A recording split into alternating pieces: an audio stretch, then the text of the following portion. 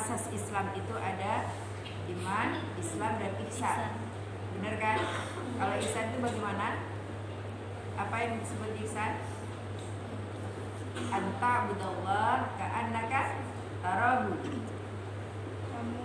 Fa illam takun tarahu fa innahu yaraka. Oke. Jadi tetap barokah ilmu akan berbeda ketika online dengan yang bertatap muka. Ya, pernah disampaikan bahwa keberkahan ilmu itu ketika kita bertatap muka dalam suatu majelis, insya Allah seperti raudhatun min riyadil jannah, seperti di taman surga. Amin Allahumma amin. Assalamualaikum warahmatullahi wabarakatuh. Waalaikumsalam warahmatullahi wabarakatuh. A'udzubillahi minasyaitonirrajim. Bismillahirrahmanirrahim. Alhamdulillahirabbil alamin. Allahumma shalli ala sayyidina Muhammadin wa ala alihi wa ashabihi ajma'in. Amma ba'du. Rabbi shrah lana sudurana wa yassir lana umurana wa barik maqasidana bi rahmatika ya arhamar rahimin. Ya alim subhanaka la ilma lana illa ma 'allamtana innaka antal alimul hakim. Ya Allah, tolong ya Nur, ya Hadi, Allah menawwir qulubana bi nuri hidayatika kama nawwartal arda bi nuri syamsika wa qamarika abadan abadan bi rahmatika ya arhamar rahimin. Amin. Mari kita mulai niat kita menuntut ilmu ini dengan membaca Al-Fatihah. A'udzubillahi minasyaitonirrajim. Bismillahirrahmanirrahim. Alhamdulillahirabbil alamin arrahmanir rahim maliki yaumiddin. Iyyaka na'budu wa iyyaka nasta'in ihdinas siratal mustaqim siratal ladzina an'amta 'alaihim ghairil maghdubi 'alaihim waladdallin. Kakak-kakak sudah hafal ayat kursi? Rajin mengamalkan itu. Istiqomah. Ada yang belum hafal? Ada yang belum hafal? Diam tanda iya atau tanda tidak? Sudah hafal semua insyaallah? Insyaallah. Dan kita mulai mengaji membaca ayat kursi. Billahi minasyaitonir rajim. Bismillahirrahmanirrahim. Allahu la ilaha illa huwal hayyul qayyum. La ta'khudhuhu sinatun wa la nawm. Lahu ma fis samawati wa ma fil ard. Man dzalladzi yashfa'u 'indahu illa bi'idznih. Ya'lamu ma baina aydihim wa ma khalfahum. Wa la yuhituna bi syai'in min 'ilmihi illa bima syaa'. Wasi'a kursiyyuhus samawati wal ard. Wa la ya'uduhu hifdzuhuma wa huwal 'aliyyul 'azim. Ini mau bertanya, ketika indahu itu ambil nafas nggak kakak? Illa bi'idni. Ambil nafas nggak? Itu bukan wakaf ya, berarti tidak boleh ambil nafas. Ya, mat jaiz mufasir. Jadi kakak mengingatkan lagi, alhamdulillah Umi serius merinding, Umi serius bersyukur kakak-kakak ketika membaca ayat Al-Quran dengan bagus. Cuma yang mengingatkan guna dengan matnya, ya. Dan satu lagi illa bimasa. Jadi dari matnya ke a, i, u tidak boleh ambil nafas, ya kak ya. Alhamdulillah, mudah-mudahan Allah terima, Allah menyelamatkan dan Allah melindungi kita. Karena manfaat ayat kursi insya Allah besar sekali dan mudah-mudahan kita diberi fadilahnya. Amin Allahumma amin. Kakak ingat yang kita kaji kemarin itu sampai halaman berapa? Halaman 40 ya, tentang fikih, kemudian definisi ilmu fikih dan keutamaannya. Bismillahirrahmanirrahim. Kemarin itu sampai di Allah menunjukkan kemuliaan Adam atas malaikat, bahwa ketika Allah akan menciptakan manusia bilang kepada malaikat kan, ya Allah, kenapa manusia yang kau turunkan ke bumi? Bukankah dia nanti mau perang? Bukankah mereka nanti mau menumpahkan darah? Kata malaikat. Tapi kata Allah, aku lebih tahu. Jadi di mana letak kemuliaan Adam atas malaikat? Dan Allah memerintahkan mereka untuk bersujud kepadanya. Ilmu menjadi mulia tak lain karena ia merupakan wasilah menuju kebaikan dan ketakwaan. Ya kan, ketika qala rabbuka lil malaikati ini, ketika Allah berfirman kepada Adam, ya kan, diajarkannya wa'allama Adam al-asma'a kullaha, ya, semua Allah karena Allah mengajarkan kepada Nabi Adam, dan itu pengajarannya berupa ilmu, ya. Kemudian ilmu merupakan wasilah menuju kebaikan dan ketakwaan yang dengannya seseorang berhak mendapatkan kemuliaan di sisi Allah dan kebahagiaan yang abadi. Hari itu pernah Umi sampaikan bahwa apakah mendapat harta itu tidak mulia? Mulia. Mendapatkan ilmu sangat mulia. Waktu itu yang kita sampaikan tentang siapa? Abdurrahman bin Auf. Beliau dikasih Allah kelebihan dengan kayanya, kan gitu. Jika hanya mengejar harta benda saja, maka hanya di depan manusia saja kemuliaannya. Nah, ketika Allah mengatakan kun fayakun, terbakar semua hartanya. Nah, untuk bilang dari apa yang terjadi? Allah, mungkin orang lain nggak menggubris kita lagi, tapi kalau Allah kita dekati segalanya Allah miliki, dan itu untuk siapa? Untuk kita sendiri, ya. Sebagaimana dikatakan oleh Muhammad bin Hasan. Nah, Umi sampaikan ini kalau kakak-kakak mau melatih kecerdasan dengan menghafal. Waktu Umi sekolah dulu kelas 5 SD dengan kakak-kakak sanawiyah, ada kakak-kakak yang aliyah gitu kan, di pojok sini, pojok situ tuh bismillahirrahmanirrahim itu pada menghafal gitu. Kalau di pesantren itu ada nazamnya, namanya nazam ya. Ta'allam fa innal ilma zainun li ahlihi wa fadlun wa unwanun li kullil mahamidi wa kun mustafidan kulla yawmin ziyadatan min ilmi wasbah fi bihadil fawaidi. Tafaqqa fa innal fiqha afdalu qaidin ilal birri wa tuqwa wa a'dalu qasidin wa ilmul hadi ila sananil huda wa hisnu yunji min jami'il syada'idi fa inna faqihan wahidan mutawarri'an asyaddu ala syaitani min alfi abidi. Apa artinya?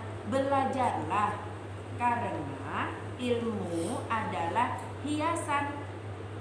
Orang kalau punya ilmu pasti pinternya beda. Orang kalau punya ilmu kayanya beda. Kekayaannya itu digunakan untuk kebaikan. Jabatannya beda. Jabatannya digunakan untuk kebaikan. Kemudian cantiknya beda. Cantiknya itu digunakan untuk kebaikan. Artinya dia mensyukuri nikmat Allah bukan untuk menyombongkan diri. Kalau seandainya Allah memberi kita misalkan mobil, iya kan? Ketika orang punya ilmu, ada nenek-nenek tua, ada anak-anak mau sekolah, mau cepet-cepet, ayo numpang. Boleh dibilang jarang banget seperti itu ya. Nah, mudah-mudahan Allah memberi kita bagaimana ketika memiliki sesuatu berdasarkan ilmu, itu manfaatnya luar biasa. Ya. Kemudian bagaimana? Ilmu adalah hiasan, keutamaan dan alamat pujian bagi pemiliknya. Artinya bukan untuk dipuji-puji begitu, bukan, tapi dia dengan ilmu menjadi terpuji. Dia tawadu kan karena punya ilmu, ya kan? Dia tidak sombong karena punya ilmu. Ya Allah, kenapa kawanku ini sedih ya? Tentulah dia orang miskin, tentulah dia orang yang nggak punya, bajunya jelek. Enggak itu yang dipandang lagi, tapi Allah mengirim ini untuk aku sayangi, aku hibur. Dia sakit, kudisen, nggak punya kawan, takut menular, kesombongan muncul, ya kan? Tapi kalau dengan ilmu bagaimana? Oh, gatal ya, sudah diobat belum? Ketika kita memegang, pasti rasa kawan tadi haru ya, kok mau dia megang gatal teguh. Iya kan? Karena dia memegangnya karena Allah. Ya Allah, aku niat menjadi penolong atas yang engkau syariatkan, kemudian menghibur kawan yang sakit ini, aku yakin gak akan menular. Ya begitu terjadi. Allah akan lindungi, tidak akan menular. Nanti menular. Nah, ketika itu seperti apa ya? Sekarang ya Kak ya. Itu jadi dia menjauh dan bisa jadi kadang-kadang gak mengganggu, tertular gitu kan. Nah, tapi ingat kalau memang penyakitnya yang membahayakan baru kita mungkin pakai alat atau apa. Tapi ketika kita mau menghibur, ya kan, menunjukkan bahwa diri kita semuanya adalah membutuhkan itu dan itu menjadi terpuji, ya, bukan pujian untuk dipuji-puji gitu enggak. Dia tuh terpuji karena ilmunya. Jadilah orang yang dapat mengambil manfaat setiap hari dari ilmu yang dimiliki, dirinya sendiri manfaat dan orang lain yang mendekatinya juga bermanfaat. Ada satu yang lucu gitu ya. Maaf, saya nggak pakai jilbab, misalkan. Lah kenapa minta maaf sama orang? Artinya dalam satu sisi kita tidak perlu minta maaf sama orang. Dalam satu sisi ketika mendekati orang itu dia ingat Allah, iya kan? Merasa ternyata aku salah, aku lupa, kan sudah mengingatkan dia. Jadi orang yang mendapatkan ilmu yang sangat luar biasa itu ketika mengingatkan kita kepada kebenaran jalan yang kita tempuh. Dengan cara menambah ilmu dan berenanglah di samudra kemanfaatan. Dalamilah ilmu fikih karena fikih adalah pemimpin terbaik. Ingat ya Kak ya, dalam fikih banyak sekali ilmunya ya. Kakak semua udah paham ya dengan macam-macam toharoh, dengan macam-macam air yang bisa dipakai untuk bersuci. Oke, dengan macam-macam najis. Ingat, Umi mengingatkan belajarnya di kelas, di sekolah. Kalau ada yang kurang paham nanya sama kakak-kakak yang lain ya. Dalam fikih juga tentang aurat ya. Ingat waktu itu Umi ingatkan bahwa aurat itu sampai ke telapak tangan sebenarnya ya, seperti ini ya. Ada yang sangat berhati-hati ininya ditutup karena kecuali telapak tangan ya. Nah sekarang ada fashion desainer yang sampai sini pakai jilbab. Kita orang yang berilmu beda dengan yang tidak berilmu. Jadi kita gunjingkan mereka? Tidak. Kita hina mereka? Tidak. Kalau kita bisa mengingatkan, kita ingatkan. Tapi kita yang punya ilmu jangan menirukan. Bagus sekali bajunya. Ternyata baju tidur karena baru dipakai untuk pergi ke warung membeli garam. Baju tidur semahal apapun namanya baju tidur, ya baju tidur. Tempatnya di kamar atau di rumah. Ya Kak ya. Jangan, bagus sekali baju tidurnya, kemilau deh, terus pakai jilbab, pakai baju tidur keluar. Kalau orang berilmu itu berbeda ya. Kemudian di dalam fikih juga banyak sekali ya. Ada muamalah, ada termasuk menyusui, pernikahan, siasat perang, ada di dalamnya ilmu di dalam fikih itu yang banyak kita pelajari untuk mengantarkan kepada kebaikan dan ketakwaan serta tujuan yang terbaik. Fikih adalah ilmu yang menunjukkan pada jalan hidayah. Ia benteng yang menyelamatkan dari segala malapetaka. Sungguh ahli fikih yang warok itu lebih berat bagi setan daripada 1000 ahli ibadah. Ahli fikih yang wirahi, orang yang berilmu, itu lebih berat bagi setan untuk mengganggu daripada orang yang ahli ibadah. Ada orang yang sholat berbanyak rakaat, tapi dia kurang ilmunya, mudah sekali bagi setan untuk menyelewengkan, iya kan? Nah jadi kita mumpung bersyukurlah kakak-kakak semua yang dikasih Allah atas izinnya kita bisa menuntut ilmu, karena kesempatan terindah adalah ketika kita bisa menuntut ilmu. Atas izin Allah, atas pertolongan Allah pula kita bisa menyerapnya. Kemudian demikian juga diwajibkan menuntut ilmu tentang seluruh akhlak. Ingat, akhlak adalah perbuatan yang sangat mulia. Ada akhlak yang mulia apa namanya? Madmumah, mahmudah, dan akhlak yang kurang mulia atau tercela, madmumah. Kakak-kakak, ketika sudah punya ilmu yang akan membentuk perilaku, perilaku itu karakter, dari kesadaran dia tahu, dia sadar, dia lakukan dalam kebiasaan sehari-hari akan membentuk akhlak. Tapi kalau ada sekedar pengetahuan saja, kalau ada salah minta maaf ya, ternyata dia bersalah, ngapain aku minta maaf sama dia? Dia tahu ilmunya tapi tidak berakhlak ya. Jadi bagaimana akhlak itu kita lakukan sesuai dengan ilmu yang kita miliki. Seperti dermawan dan bakhil, pengecut dan berani. Tahu sifatnya? Tahu bedanya? Kak, pengecut dan berani ini susah-susah mudah gitu. Sampai Umi setua ini. Kenapa? Aku tahu bukan dia yang salah. Aku tahu bukan dia. Tapi untuk mengatakan itu kita ketakutan. Ketika ada pengecut dan ada pemberani, ada yang beraninya itu karena berjamaah. Bersama-sama berani dia. Iya kan? Tapi ketika sendiri kita usahakan yang pemberani itu memang betul-betul kita berani dalam menegakkan kebenaran. Mengapa? Karena kita punya ilmu. Maaf Ustadz, saya tadi yang mengatakan begitu. Kita bertanggung jawab. Bukan nah, berani karena benar, takut karena salah. Mengapa kamu takut kamu salah? Enggak, saya enggak salah. Saya enggak salah, memang enggak salah. Tapi ketakutan itu mari dari sekarang kita melatih diri menegakkan kebenaran, berani karena benar, dan kalau memang kita salah kita perbaiki.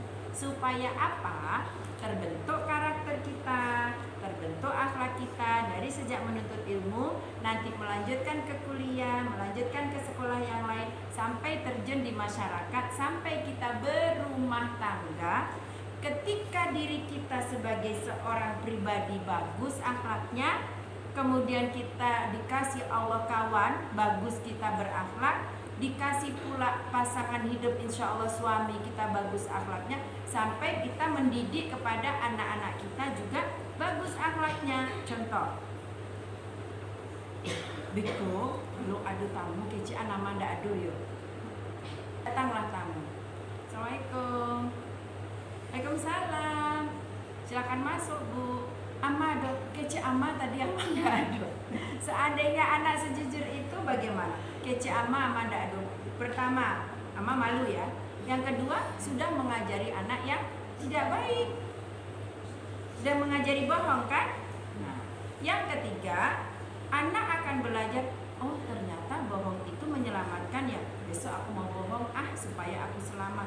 Nah, itu akan merentet-rentet dan mewarisi dan itu sangat berbahaya ya.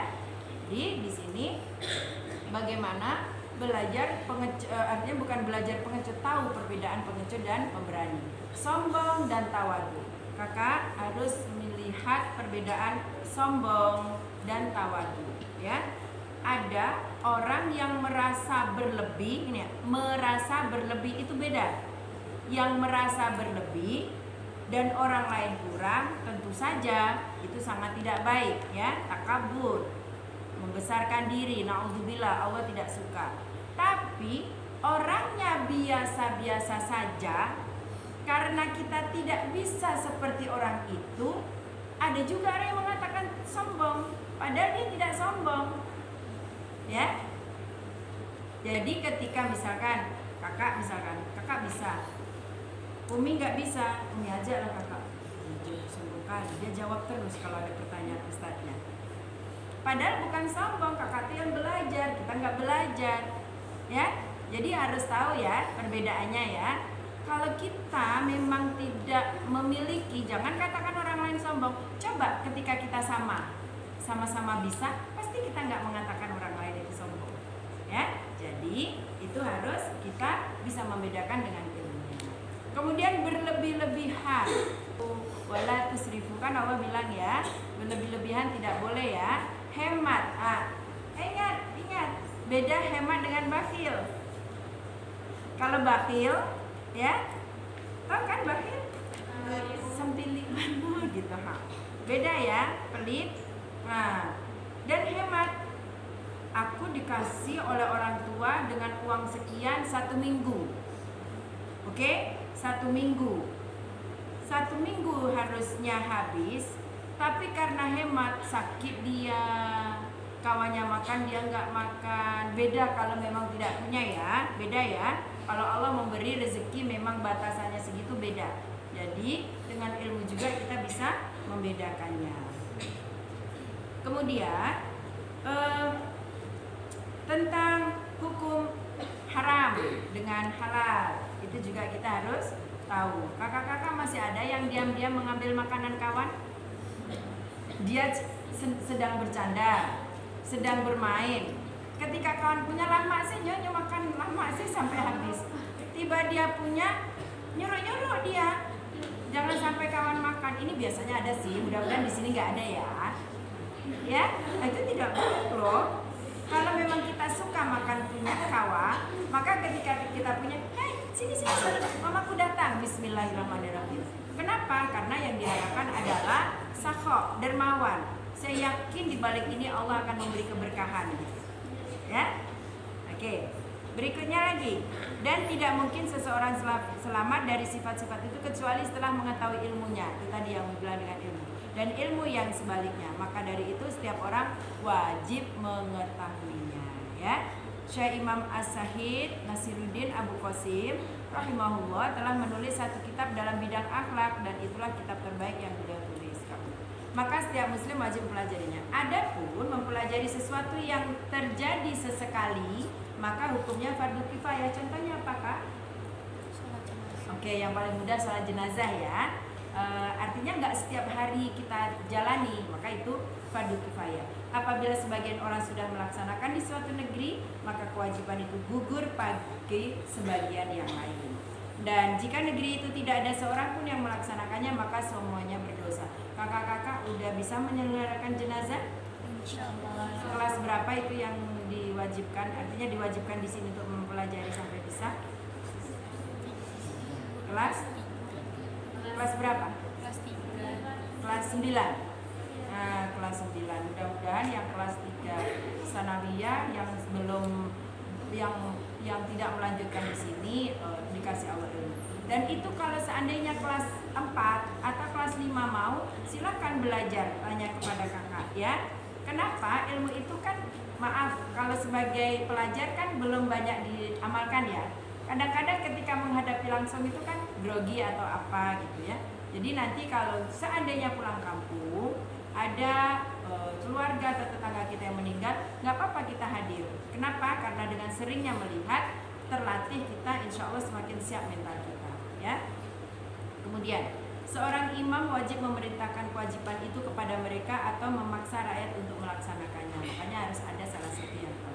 Ada yang mengatakan sesungguhnya ilmu yang dibutuhkan oleh seseorang pada semua keadaan kedudukannya seperti makanan yang setiap orang pasti membutuhkannya. Kalau ilmu-ilmu yang hari seperti makanan, sementara ilmu yang dibutuhkan sesekali adalah ibarat obat yang dibutuhkan pada saat tertentu. Paham kakak? Paham kakak? Tadi ada makanan, ada obat, paham? Kalau ilmunya itu untuk kita sering lakukan sehari-hari, maka seperti makanan kita butuh. Kalau lapar makan kan kita terus ya, maka ilmu itu wajib kita ketahui. Tapi kalau ilmunya itu untuk sesekali waktu, seperti contohnya tadi jenazah, maka itu seperti obat, sesekali dimakan dan harus ada yang bisa ya. Adapun ilmu nujum dalam hal ini astrologi adalah ibarat penyakit sehingga mempelajarinya adalah haram karena ia membahayakan dan tidak bermanfaat. Ya, ada ilmu nujum. Bukankah lari dari qada dan qadar Allah itu tidak mungkin? Maaf, sakit nak sembuh-sembuh paisilah ke tempat dukun. Nggak boleh tuh ya. Nih, duit pasang saru sangai, ala koha ke dukun. Baca kak saya suami istri Tuhan tari baca kak saya di rumah itu pergi ke dukun. Naudzubillah. Kita orang berilmu, kepada siapa pelarian kita? Allah. Itu harus dipraktekkan. Mudah kita menyebut, kalau tidak terbiasa dari sejak menuntut ilmu sekarang kita duduk, ya Allah, tolong mudahkan aku menuntut ilmu, ya Allah, tolong selesaikan masalahku sekarang, ya Allah. Tanda Allah sayang kepada hambanya adalah diberi masalah. Karena ketika punya masalah kita pasti memanggil Allah kan? Karena kalau kita senang jarang kita memanggil Allah kan? Nah, jadi di situ kita harus bagaimana sering berbicara dengan Allah. Oleh sebab itu, hendaknya seorang muslim menyibukkan diri di semua waktu dengan berzikir kepada Allah, dengan berdoa, merendahkan diri di hadapan Allah, membaca Al-Quran, bersedekah, memohon ampunan dan kesehatan dari Allah di dunia maupun di akhirat, agar Allah menjaganya dari malapetaka dan bencana. Ini yang harus sering-sering dan selalu kita latih. Sesungguhnya orang yang diberi rezeki untuk berdoa, Masya Allah, diberi rezeki untuk berdoa, bukan berdoa minta rezeki ya. Artinya kan tidak semua orang suka berdoa ya. Jadi siapa yang diberi rezeki untuk berdoa, ia tidak terhalang dari pengabulannya. Rajin sekali dia berdoa, tidak terhalang dengan pengabulannya.